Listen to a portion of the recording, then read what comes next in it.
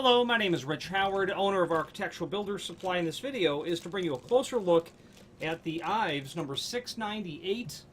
This is a one-way wide-angle door viewer is what it is. Absolutely standard sort of door viewer the 698 is from Ives. It is a the larger one rather than the smaller 150 or 160 degree angle. This is the larger 190 degree angle version. This is the 698, and that means it's the larger version from Ives. That part number is, synonymous with the bigger one.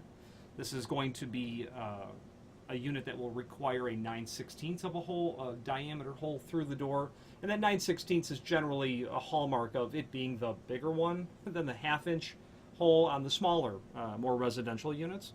This will give you a greater angle of view. Okay. Solid brass body and barrel. 1/4-inch projection from the face of the door with this model. They say 4 optical glass lenses. I can tell you that the quality of looking through this is noticeably greater than the quality of the smaller one. Sure, there's going to be more light coming through, which will, I think, make you feel like you're getting a better quality image. But it does seem, when they say 4 optical glass lenses, I can't tell you exactly how that is comprised. I mean, you can see that there would be 3 for sure. 1 back here, 1 in the front, and there's got to be 2 more down in there. It's a far better view. The downside of it is it's physically larger, which may be a concern or maybe not. The OD of the face is about 1 1/16", okay, on the outside, and then again a 1/4-inch projection. This will work on doors from 1 3/8 to 2 1/8, so it won't get that 2 1/4 thickness that you sometimes run into, nor will it work very well on a panel door where the actual thickness of the panel is, maybe 1 1/4", so be cautious of that as well. It is solid brass, which means that they can technically do a finish on they can do an architectural finish on the perimeter. This is what they call 26D. I would not call this satin chrome at all, and while it's obviously outrageously complimentary, it does need to be pointed out that if you're looking for the level of detail where you are wanting a true satin chrome on the exterior bezel of the lens, this is not it. I would call this a sprayed finish, and it does look like it is sprayed, as a matter of fact. Keep that in mind, please. The B3 finish, there's 4 finishes, but let's go through them. B3 is polished brass. That's going to look like polished brass on the outside. The B15 is satin nickel. I don't have one of those to look at, so I don't know what that's going to appear to be, but I know that I have spoken to Ives in the past, and they have told me that it is a architectural finish on the exterior bezel of that, and I disagree, just to be technical about it. Again, I don't mean to beat this horse, but sometimes you've got to beat the horse. This is not satin chrome.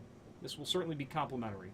I would not spend any more money for B15 or B26D if they're both going to be a sprayed finish. I would get the one that more closely matches what your base material is. And then they've got a B716 that's going to be like an oil rubbed bronze type look. It will be a very consistent dark brown, very dark brown, bronze look on the bezel as well, okay?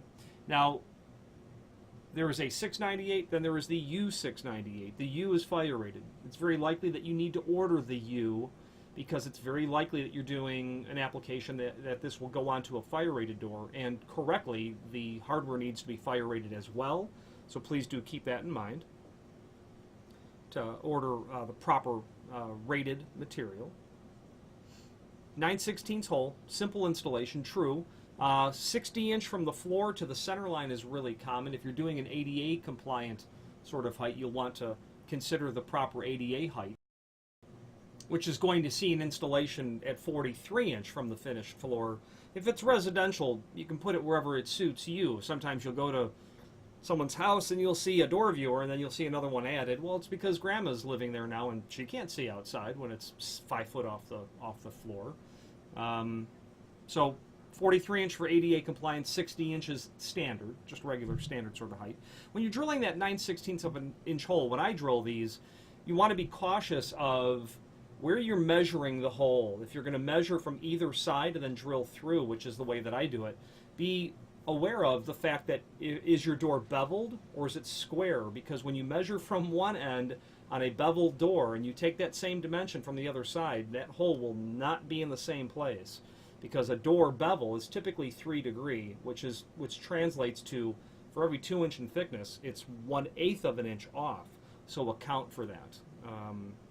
Nothing to worry about really from the top or the bottom when you're measuring those. Well, actually, not necessarily. The bottom, you could have a mortise on the bottom if you've got an interlocking threshold with a J-hook down below. But you want to just be sure that your hole is correct. I never drill straight through the door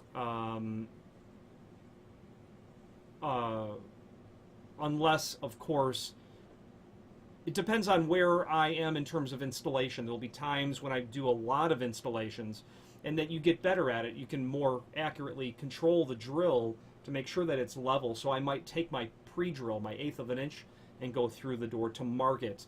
And that generally works, especially if we're doing it flat. I can very much control how I'm drilling into a door when it's in a flat orientation. So I'll breach through the door with that small hole, but then I'll certainly come in from either side with the proper size bit. You want to be really sure that you are not just running into the door with the drill bit because you don't want to tear all that veneer out. Depending on the type of wood, you can have some small tear out or you can have some outrageously disastrous tear out. So be cautious of that.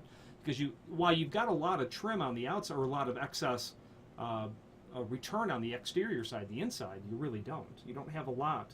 So if you tear out more than a 1/16, you're going to start to get into a position where you have to be concerned with the flare of the veneer as you're going through. Even a steel door, you want to be careful if you're drilling through that door not to have the drill bit seize because you might tear and bend the metal. And it's kind of difficult when you knot that back to get it down flat. We've talked about the height. Now, there is a link below this video to the product brochure, which will show you all of the Ives door viewers. By far, the 698 is well, the 700, of course, is very common, but the 698 is right behind it. When you want the larger one, the 698 is it. When you have a fire-rated door, order the U698. Finally, there's a link below this video to the manufacturer's page where you can pull up not only all of the Ives products that we sell, but also a link to the manufacturer's website, as well as a link to the full product catalog. I'm partial to Ives probably because I'm most familiar with the line because of having sold it for so many years. You know, when you have part numbers memorized at a young age, you seem to never forget those part numbers. And Ives was an early part of my career in door hardware, so I'm partial to it. But their line over the years has grown smaller in terms of selling a lot of things that they once sold and they no longer sell. Ventilating sash locks would be a perfect example of that. Not that there's a huge demand, but they've pruned the product line down over the years. With Ives, you're going to experience an industry-level general acceptance of the name, the quality, the brand, etc. Now, if I was looking at Ives and I didn't particularly know them, if I needed door pivots, center-hung offset pivots, I would look at Ives. When compared against their competition, their pricing is excellent, and their installation instructions are simple and straightforward. For as simple and straightforward as pivot hardware can be, they've put together the easiest to approach. If it's the first time you're looking at that sort of hardware, it'll be the easiest to approach in terms of a level of understanding, so I'd recommend that. If you have any questions on the Ives 698 door viewer in a 2060 finish or any other Ives product, please feel free to reach out to us. Thank you.